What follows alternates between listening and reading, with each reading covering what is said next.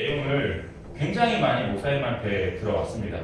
그래서 교회는 하나 되는 공동체다. 그리고 굉장히 내가 아프고 어려운 답답함들 이것들을 같이 나누고 짊어가는 게 교회다. 세상에서는 그것들을 사실 책임을 질 필요도 없고 그 어려움을 도움을 주는 것들도 사실 만들 수가 없습니다. 왜냐하면 개인적인 게 되게 크기 때문에. 근데 교회는 그런 부분들을 같이 만들어간다는 거에 있어서 굉장한 매력을 좀 느꼈습니다. 그래서 이 교회를 정말로 만들어갔으면 좋겠다. 이 교회를 진짜 여기 있는 사람들과 같이 목사님이 지향하는 그런 교회를 만들어갔으면 좋겠다라는 생각으로 준비를 하였습니다. 이 에베소서는 여러분들도 알다시피 사도 바울이 에베소 교회에게 보내는 편지입니다. 에베소서의 1장부터 3장까지는 이론에 대한 부분을 이야기하고 있고요. 4장부터 6장까지는 실천에 대한 부분을 이야기하고 있습니다. 우리가 성도로서 교회에서 살아야 할 실천적인 부분에 대한 내용을 담고 있는 게 오늘의 본문입니다. 여러분들은 잘 아시겠지만 저희 교회의 그 이름이 이 본문의 13절의 구절을 따가지고 만들어진 교회입니다. 자라나고 성장하는 교회 해가지고 자성교회라고 이름이 붙여졌습니다. 저희 교회 모토는 전교인 교사화라는 내용을 가지고 자라나고 성장해서 모든 성도들이 하나님의 복음을 가르치고 또 나누고 전할 수 있는 교회로 만들어가기 위해 지어진 이름입니다. 혹시 여러분 전교인 교사화라는 말 많이 들어보셨는데 전교인 교사화가 뭔지 아십니까? 네, 알고 계시는데 좀 여기서 말하시겠네요. 그렇죠? 네. 전교인 교사화는 사실 가르치는 것만으로는 충분하지 않습니다. 우리가 같이 가르치는 것뿐만이 아니라 그 가르치는 대로 살아서 상대방도 그리스도인의 삶을 살아가게 만드는 것까지 포함합니다. 그래서 우리 자성교회는 공동의 생활을 굉장히 강조하는 교회고 그냥 예배 한번 왔다가 그냥 가는 게 아니라 같이 나누고 또 손잡고 가는 것을 굉장히 소중하게 여기는 교회입니다. 그리고 가장 더 중요하게 여기는 게 성숙과 자라남에 대한 내용을 강조하는 교회이기도 합니다. 하지만 저희들이 성숙에 대한 것들이 많이 필요하다라고 알고는 있고 그 내용이 뭔지는 다들 잘 알 것입니다. 근데 그것을 아는 것만큼 삶의 내용들을 그렇게 살기에는 부족한 것들이 굉장히 많은 게 현실입니다. 그래서 이론적인 내용도 내용이지만 우리가 자라남과 성장함의 삶에서의 그 실천적인 내용들을 조금 더 알고 있는 내용 속에서 정확히 한 번 더 짚고 넘어가는 시간을 가지면 좋겠습니다. 여러분 돌아다니다 보면 굉장히 교회가 많죠. 굉장히 대전에도 교회가 굉장히 많은데 요즘 한국 교회의 문제점 하나가 뭐냐면 본질을 많이 놓치고 있다는 겁니다. 여러분은 본질이 뭐라고 생각합니까? 다들 아시겠지만 하나된 연합 이러한 부분을 분명히 알고 계실 겁니다. 한국 교회들이 자라남과 성장함을 굉장히 많이 중요시한다고 합니다. 하지만 많은 한국 교회들이 그 자라남과 성장함에 대한 부분을 어떤 부분으로 얘기하냐면 보여주기식의 내용들을 많이 얘기합니다. 그 보여주기식의 내용의 첫 번째가 어떤 거냐면 우리 교회 인원이 얼마나 모이냐, 무슨 몇백 명이냐, 몇천 명이냐, 몇만 명이냐 이러한 부분에 성장이라는 부분을 이야기를 하고 있고요. 두 번째는 건축에 대한 부분, 우리 교회가 얼마나 크냐, 땅이 얼마나 크냐 이러한 부분으로 성장을 이야기합니다. 하지만 성경에서 말하는 교회는 건물과 외형이 아니라 우리 자체가 교회라는 것을 분명하게 말해주고 있습니다. 교회는 성장을 목적으로 하고 있습니다. 성장에는 두 가지가 있죠. 하나는 양적 성장, 두 번째는 질적 성장이 있습니다. 그 양적 성장이라는 것은 아까 말씀드린 대로 성도의 수, 어떤 교회 건물의 크기 이러한 부분들을 양적 성장이라고 이야기할 수 있습니다. 질적 성장은 성숙이라고도 이야기를 합니다. 교회는 외적 성숙도 굉장히 중요하지만 내적 성숙을 더 중요시 여깁니다. 저희 교회는 지식은 굉장히 많습니다. 하지만 그에 비해 내적 성숙은 정말로 많이 약한 편입니다. 우리가 하나님을 믿는 성도로서 자라나고 성장하는 교회를 만들기 위해서는 모두가 분명한 성숙이 필요합니다. 그래서 교회로 모인 성도들은 외적으로나 또한 내적으로나 자라나고 성장하는 그리스도인이 되어 교회를 만들어가야 합니다. 하지만 교회를 다니면서 변화가 안 되는 사람이 있죠. 왜 이 사람은 교회를 다녀도 변화가 안 될까? 라고 분명히 생각을 할 겁니다. 교회를 다니기만 해서는 변화가 안 됩니다. 정확히 내가 무엇을 배우고 있는지 그리고 그 배운 것을 내 삶 속에서 실천할 때에 변화가 있습니다. 그리고 변화가 안 되는 이유 중에 하나가 뭐냐면은 좀 심하게 말하겠습니다. 무식하기 때문에 그렇습니다. 그렇죠? 뭐가 뭔지도 잘 모르는 사람들, 그렇죠? 그리고 무식한 그 사람은 자기중심적 사고가 굉장히 뛰어난 사람들입니다. 한마디로 좀 이기적이다라고 얘기할 수 있죠. 그래서 내 옆 사람을 전혀 생각하지 않습니다. 자라남과 성장함에 있어서 중요한 것은 내가 어떤 사람인지 또 어떤 위치에 있는 사람인지를 깨달아야 합니다. 그리고 그것을 분명하게 인정해야 합니다. 저는 오늘 이 본문의 내용을 통해서 우리가 어떻게 성숙해야 하는지 그리고 우리가 어떤 위치에 있는 사람들인지를 이야기하려고 합니다. 먼저 본문 11절과 12절을 같이 봅시다. 11절과 12절을 보면 그가 어떤 사람은 사도로 어떤 사람은 선지자로 어떤 사람은 복음 전하는 자로 어떤 사람은 목사와 교사로 삼으셨으니 이는 성도를 온전하게 하며 봉사일을 하게 하며 그리스도의 몸을 세우려 하심이라 라고 쓰여져 있습니다. 우리는 각자 직분이 맡겨져 있는 사람들입니다.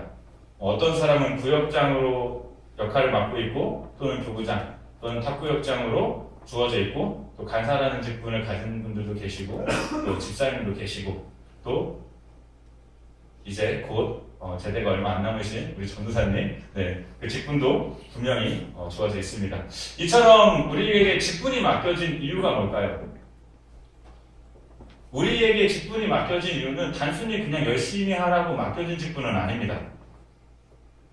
그렇다면 왜 그 직분을 맡겨주셨을까요? 그 직분을 맡겨주신 이유는 자신을, 즉 성도를 온전하게 하고 봉사의 일을 하고 그리스도의 몸을 세우는 일 때문에 맡겨주신 것입니다. 즉 교회를 세우기 위해서 주어진 일이라는 것입니다. 봉사의 일은 내가 맡겨진 일을 감당하는 것과 동시에 다른 사람의 일도 돕는 게 봉사입니다. 이 봉사라는 내용은 누구를 도울 수 있는 것 자체가 명예이고 보상이라고 합니다. 이것 또한 교회를 만들어가는 일이기도 합니다. 지금 우리에게 그리스도의 몸을 세우는 일 중에 가장 첫 번째로 해야 될 것은 나와 같이 함께 있는 내 옆 사람을 섬기고 돕는 일입니다. 우리에게 맡겨진 그 직분을 우리가 옆 사람에게 봉사로 섬기고 돕는 일을 통해서 하나님께 감사와 영광이 되어야 합니다. 이 봉사의 일은 섬김과 연결이 됩니다. 이 섬김이라는 것은 여러분들 많이 들었겠지만 저 사람을 나보다 더 낮게 여긴다는 겁니다. 그 낮게 여긴다는 것은 나보다 밑에 있다라는 개념으로의 낮다가 아니라 저 사람이 더 나은 사람이다 라는 그 마음입니다. 우리는 그리스도인으로서의 몸을 세우는 일로 서로 손을 잡을 수 있는 사람이 되어야 됩니다. 사람을 만나다 보면 나하고 맞지 않을 수 있습니다. 여기 있는 사람 맞는 사람도 있고 안 맞는 사람도 있죠. 안 맞는 사람이 대부분 많을 건데 그렇죠? 하지만 그런 사람이든 간에 그리스도의 몸을 세우는 일에 같이 손을 잡고 걸어가야 됩니다. 이 일이 교회가 온전해지는 것이며 성도와 성도가 연합해서 아름다운 교회를 만들어가는 것입니다. 봉사는 섬김으로 연합이 되어야 됩니다. 내가 손해를 보더라도 참는 것이 성도고 교회입니다. 여러분들은 옆 사람을 위해서 그리고 교회에서 불평하지 않고 조용히 아무도 모르게 표시 안 나는 꾸준한 일을 하는 게 있습니까? 저는 한 가지 있다고 하면 여러분들이 다 아시는 골드피쉬를 하고 있습니다. 쉽지 않습니다. 여러분들이 해보시면 굉장히 쉽지 않습니다.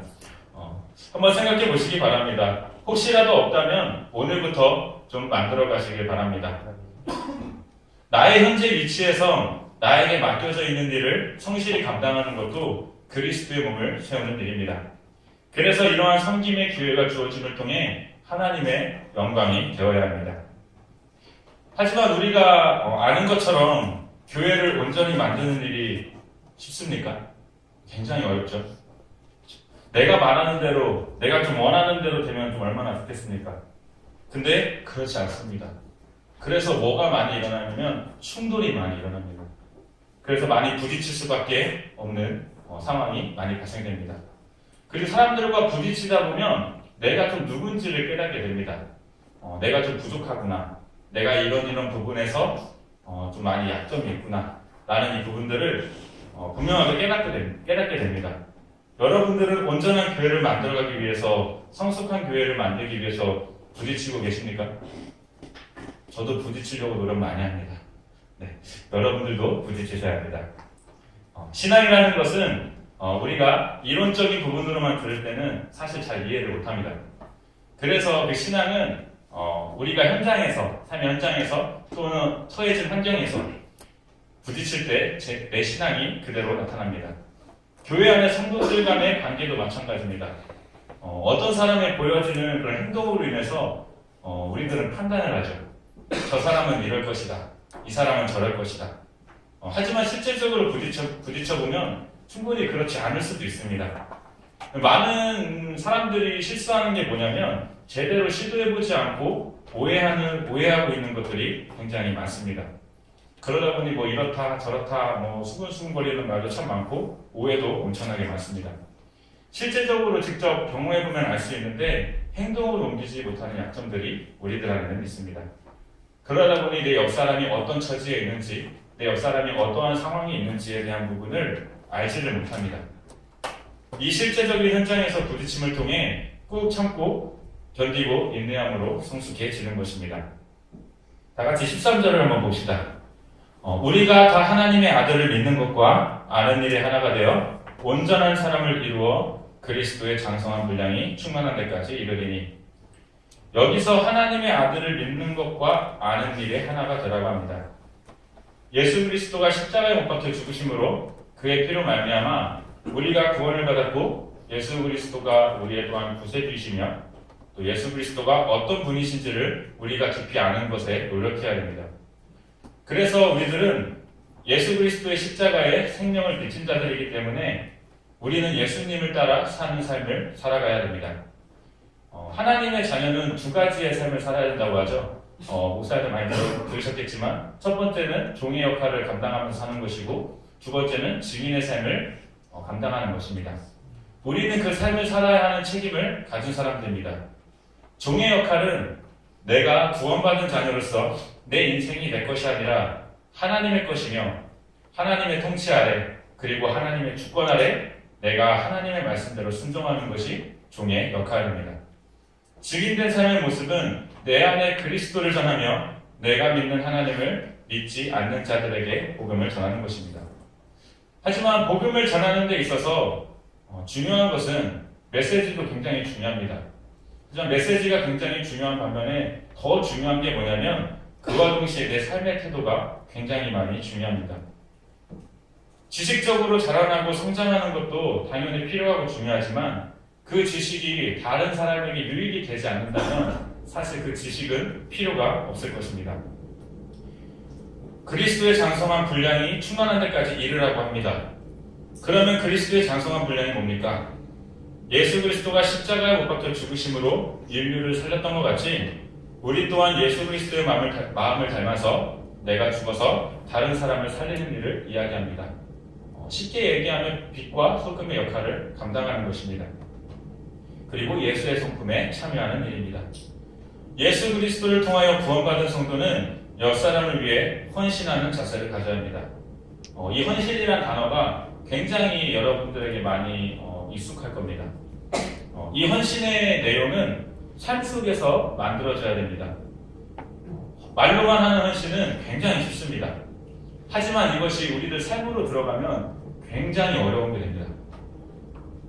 헌신이라는 말은 대부분 어떻게 이해를 하냐면 내가 할 수 있는 그 범위 안에서 최대한의 도움을 주는 걸 헌신이라고들 일반적으로 알고 있습니다. 하지만 그것이 헌신이 아닙니다. 이제 쉽게 예를 하나 드리겠습니다. 재앙이가 저기 뒤에 있네요. 재앙이가 있습니다. 재앙이가 암이 걸렸어요. 암이 걸렸어요. 건강한 말입니다. 암이 걸렸는데 수술을 해야 된다고 합시다. 수술을 해야 되는데 수술비가 1억이 필요해요. 그래서 어떡할까 고민하다가 우리 김월 간사를 찾아갑니다. 김월 간사를 찾아가서 내가 암에 걸려서 수술해야 되는데 수술비 1억이 필요하다. 좀 어떻게 1억을 좀 빌려줄 수 있습니까? 라고 했다고 칩시다. 근데 이제 우리 김월 간사가 내가 가진 돈이 2천만 원밖에 없다. 그래서 2천만 원밖에 못 빌려주겠다. 라고 이야기를 했다고 칩시다. 과연 이게 우리가 생각하는 헌신일까요? 당연히 2천만 원을 빌려주는 것도 굉장히 어렵죠. 굉장히 어려운 부분이죠. 하지만 헌신이라는 것은 그 1억을 내가 다른 사람에게 빚을 져서 주던지 가지고 있는 집이나 차를 담보를 해서 잡아서 그 1억을 빌려주는 게 그게 성경에서 말하는 헌신입니다. 굉장히 부담스럽죠? 그래서 세상에서는 암에 걸리거나 사업이 망하면 대부분 인생을 끝이라고 생각합니다. 주변 사람 중에 자신의 위험을 감수하면서까지 다른 사람을 돕는 것이 굉장히 어렵기 때문입니다. 하지만 그리스도의 지체로 모인 공동체는 개인이 할 수 있는 일보다 더 큰 일을 감당할 수 있습니다. 혼자서 1억을 감당한다고 생각하면 굉장히 어려운데 10명이 모이면 혼자보다 쉽습니다. 10명이 감당하는 것보다 100명이 모이면 더 쉽습니다. 혹시 영화 말모이 보셨습니까? 아니요. 그 영화 말모이에 보면 이제 사전을 만들기 위해서 말을 모으잖아요. 그렇죠? 그리고 여러 가지 지방의 사투리를 가지고 이렇게 모으잖아요. 그 유해진이 한 대사죠. 이런 얘기를 합니다. 한 사람의 10발자국보다 14놈의 한 발자국이 더 낫다. 이렇게 들으면 뭔 말인지 충분히 이해하실 거라고 생각합니다. 이 말은 아시다시피 한 사람이 감당하는 것보다 여러 사람이 감당하면 그 문제는 작게 보이고 금방 해결할 수 있는 큰 힘을 발휘하게 된다는 것입니다. 그래서 개인으로서 도저히 잃어갈 수 없는 것들을 해나가는 것이 건강하게 자라난 교회의 특징입니다. 세상의 기준으로는 도저히 이해할 수도 없고 이룰 수도 없고 그것을 가능케 할 수도 없는 것들을 이뤄내는 것이 교회입니다. 이것이 함께하는 교회이고 그것을 감당할 수 있을 때까지 성장하는 것이 교회를 이룬 성도가 해야 할 일입니다. 여러분들은 정말 이 헌신을 감당할 수 있습니까? 저와 여러분들이 이 자성교회 안에서 같이 만들어 가시기를 주님의 이름으로 축원합니다. 아멘. 빌립보서 2장 5절에서 8절 한번 다 같이 읽어봅시다.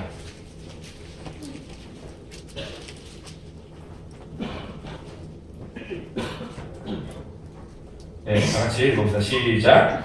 너희 안에 이 마음을 품으라. 곧 그리스도 예수의 마음이니 그는 근본 하나님의 본체시나 하나님과 동등됨을 취할 것으로 여기지 아니하시고 오히려 자기를 비워 종의 형체를 가지사 사람들과 같이 되셨고 사람의 모양으로 나타나사 자기를 낮추시고 죽기까지 복종하셨으니 곧 십자가에 죽으시니라. 아멘. 아멘. 이 내용은 예수님께서 하나님 앞에 복종하는 내용입니다. 우리의 헌신의 기준이 어디냐라고 묻는다면 그 헌신의 기준은 예수 그리스도입니다. 사람의 기준이 아니라 하나님께서 요구하시는 수준까지의 헌신이 필요합니다. 이것이 성경에서 이야기하는 헌신이고 이것이 교회 공동체입니다. 옆 사람의 몸에 콩팥에 문제가 생기면 내 콩팥을 떼주는 게 그리스도인의 헌신입니다. 한번 상상해 보셨습니까? 저는 지금 생각하면 제 동기들에게 콩팥을 떼줄 수 있을 것 같긴 합니다. 지금은 그렇습니다.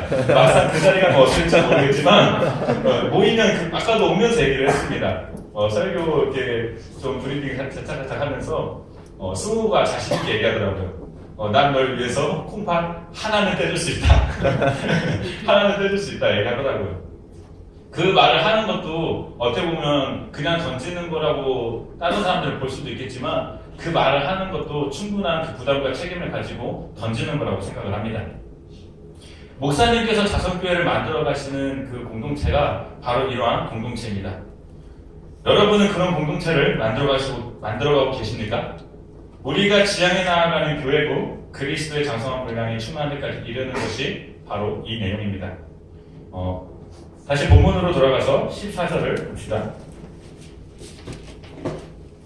14절을 보면 이는 우리가 이제부터 어린아이가 되지 아니하여 사람의 속임수와 간사한 유혹에 빠져 온갖 교훈의 풍조에 밀려 요동하지 않게 하려 함이라. 아멘. 아멘. 여기서 이야기하는 어린아이는 어떤 부분을 이야기할까요? 다들 아시죠? 좀 속임수에 쉽게 빠지고 유혹에 쉽게 또 빠지고 그리고 분별력도 없고 어떤 절제도 없고 말도 안 듣고 자기 마음대로 행동하는 것을 어린아이라고 합니다. 어린아이 같은 모습이라고 합니다. 저와 여러분들도 분명히 어린아이와 같은 신앙이 있었습니다. 그렇죠? 아이가 평생 아이로 있지 않고 분명히 자라나고 성장하듯이 여러분들도 분명하게 말씀을 듣고 자라나고 성장해야 됩니다. 그렇기 때문에 교회를 다니면서 말씀을 들으면서 자라나고 성숙하지 않으면 어린아이처럼 분별도 없는 삶을 살아가기 분명하고 별거 아닌 문제로 쉽게 동요해서 미성숙한 성도가 되어질 것입니다. 이게 얼마나 창피합니까? 목사님의 설교가 굉장히 성화적인 설교가 많지 않습니까? 수준에 대한 부분들, 이 부분들에 대한 걸 많이 배웠는데 어린아이와 같다면 얼마나 이게 창피하고 답답한 일이겠습니까? 사실 어린아이와 같다는 건 비그리스도인이라는 내용과 같다는 겁니다.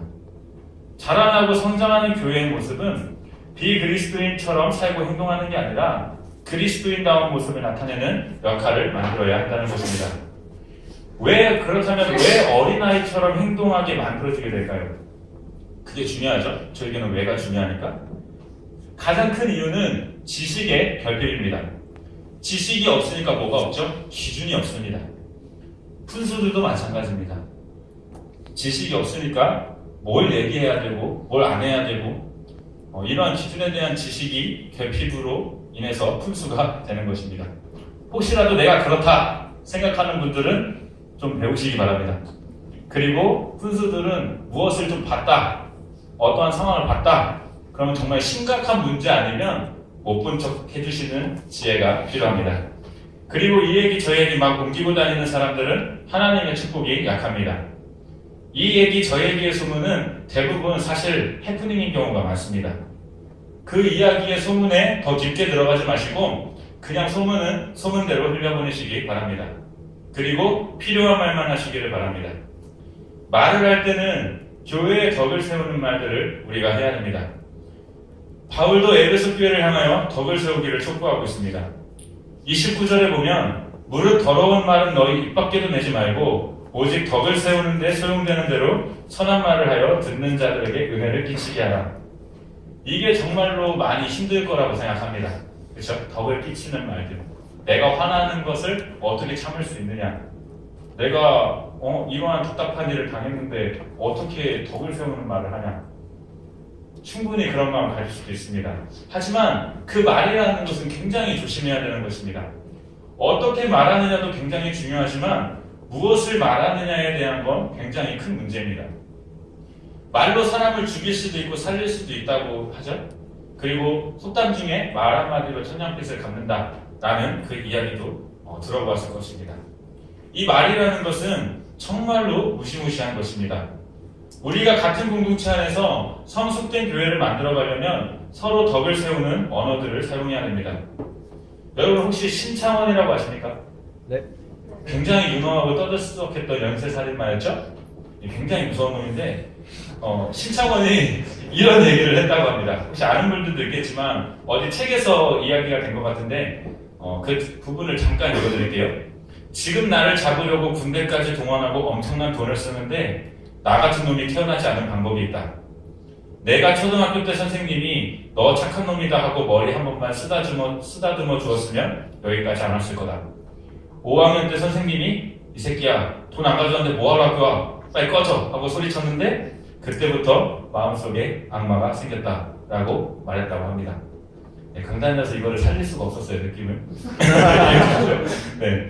이 이야기가 사실이든 아니든 간에 말이라는 것은 그 한 사람의 인생을 바꿔놓을 만큼 큰 무게라는 것을 보여주는 예입니다. 이렇게 말이라는 게 굉장히 무서운 겁니다. 그리고 말의 내용도 중요한 만큼 우리 자선교회는 서로 간에 언어를 표현할 때도 분명히 생각을 하면서 던져야 됩니다. 이 덕을 끼치는 말이라는 것은 사람으로 하여금 은혜를 끼치게 하는 말입니다. 한 지체로 모인 성도들끼리 하나됨을 만들어갈 수 있도록 돕는 언어를 사용하십시오. 성도들끼리 인격적인 부분이 상하지 않게 생각하고 말하는 것도 덕을 끼치는 말일 것입니다. 그리고 자신의 손해를 감내하며 상대를 품어주고 안아주는 말들도 덕을 끼치는 말이 될 수 있습니다. 우리가 교회 안에서 생활을 하면서 교회 지체들과 겪는 갈등의 대부분은 큰 문제로 일어나는 것은 아닙니다. 심각한 문제가 있어서 서로 간에 불화가 생기는 게 아니라 그 말을 전달하는 어떤 방식과 그 말을 전달하는 태도에 분명한 갈등이 만들어지게 됩니다. 원래 해결하려 했던 문제와는 상관없이 말투와 태도 때문에 그 문제의 본질이 흐려질 수 있습니다. 교회의 덕을 세우기 위해서 잘못된 것을 바로 잡는다면 그 말을 하는 나의 언어는 듣는 사람의 인격까지 생각한 언어가 되어야 할 것입니다. 옆 사람하고 이렇게 이야기해 봅시다. 서로의 인격을 세울 수 있도록 이야기합시다. 서로의 인격을 세울 수 있도록 이야기합시다. 네, 한 번 더 합시다. 교회에 덕을 끼치는 말을 합시다. 교회에 덕을 끼치는 말을 합시다. 네. 에베소서 4장 31절부터 32절을 보면 너희는 모든 악독과 노함과 분냄과 떠드는 것과 비방하는 것을 모든 악의와 함께 버리고 서로 친절하게 하며 불쌍히 여기며 서로 용서하기를 하나님이 그리스도 안에서 너희를 용서하신 것 같이 하라라고 말씀하십니다. 여러분, 이 말씀처럼 모든 악독을 버려야 되고 노함과 분냄과 떠들고 비방하는 것을 버리고 서로 옆에 있는 사람들을 용서해주는 모양이 굉장히 많이 필요합니다. 상대방이 잘못했을 때 지적을 할 수는 있습니다. 당연히 분명히 잘못된 건 잘못됐다고 얘기를 해야 합니다. 지적을 하지 말란 소리가 아닙니다. 지적을 하되 그 사람이 정말로 잘 갈 수 있도록 그 사람이 정말로 고쳐줄 수 있도록 교회라면 도와주고 함께 가라는 내용의 용서가 있는 것입니다. 잘못한 사람은 분명히 그 잘못을 다시 저지르지 않도록 노력해야 되는 건 당연합니다. 용서하라 했으니까 죄를 지어도 용서받을 거야 라는 생각은 가지지 않으실 거라고 생각을 합니다. 용서는 정말로 잘못을 정직하게 인정하는 모습 속에서 빛을 발하는 것입니다. 여러분, 서로 속이지 마시고 지적을 받고 무언가 있을 때 거짓을 이야기하지 마시고 솔직하게 잘못을 인정하십시오. 그게 자라나고 성장하는 교회의 하나의 또 다른 모습입니다. 에베소서 4장 25절을 보면 그런즉 거짓을 버리고 각각 그 이웃과 더불어 참된 것을 말하라. 이는 우리가 지체가 됩니다. 용서를 구하고 다시는 그 잘못을 만들어가지 않도록 철저히 반성하면서 만들어가야 됩니다. 말씀에 7번씩 70번 용서라고 하지 않았습니까? 그렇죠? 이건 뭐 거의 평생 용서하라는 소리인 것 같은데 서로 좀 용서하고 같이 같은 공동체를 만들어가도록 서로가 좀 노력하는 모습을 가지면 얼마나 좋겠습니까? 용서하고 싶지 않을 수도 있습니다.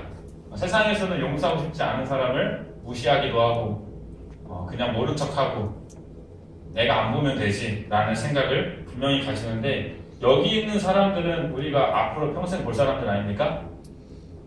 고개 끄덕이는 사람 몇 없었습니다. 네, 다 같이 가야 되는 사람들입니다. 그렇죠?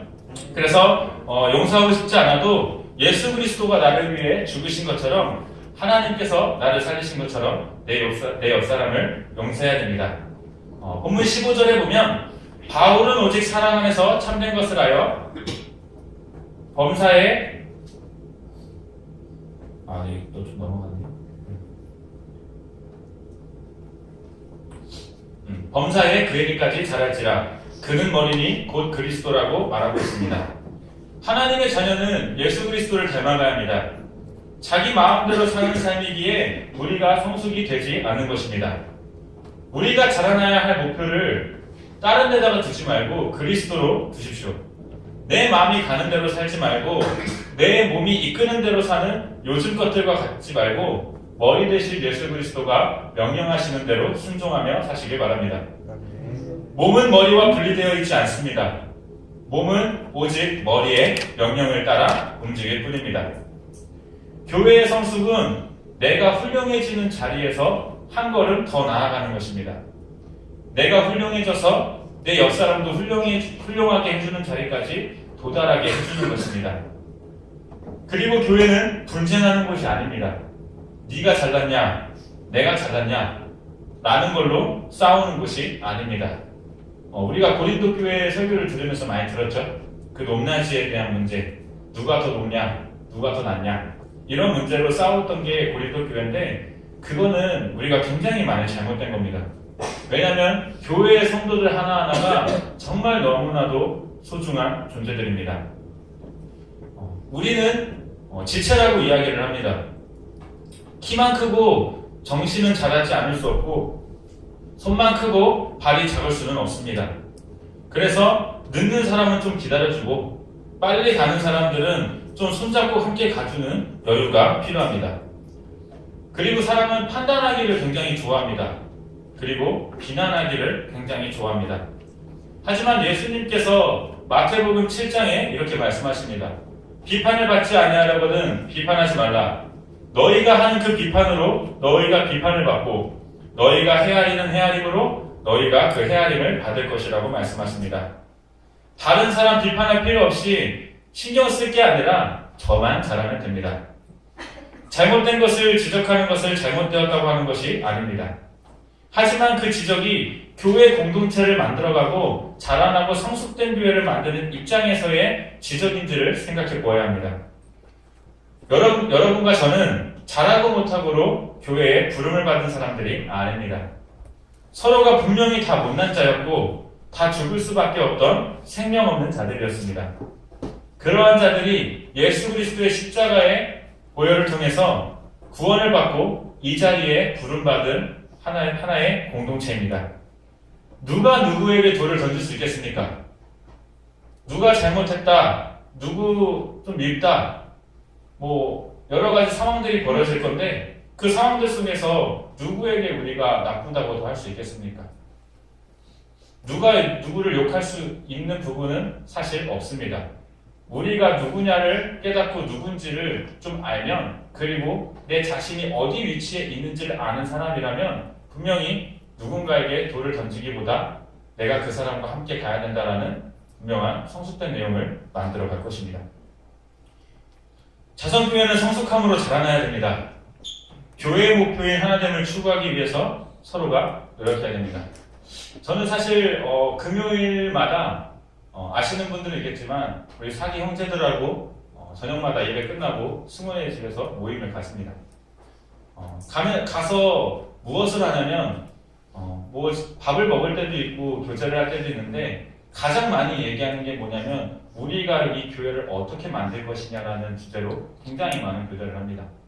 그래서 그 교제를 하면서 새벽 4시까지 어쨌든 새벽 5시까지 어쨌든 진짜 6시까지 교제를 하면서 정말 우리 교회는 이렇게 가면 안 되지 않냐라는 내용들을 만들어 가고 있습니다. 그래서 그것을 어떻게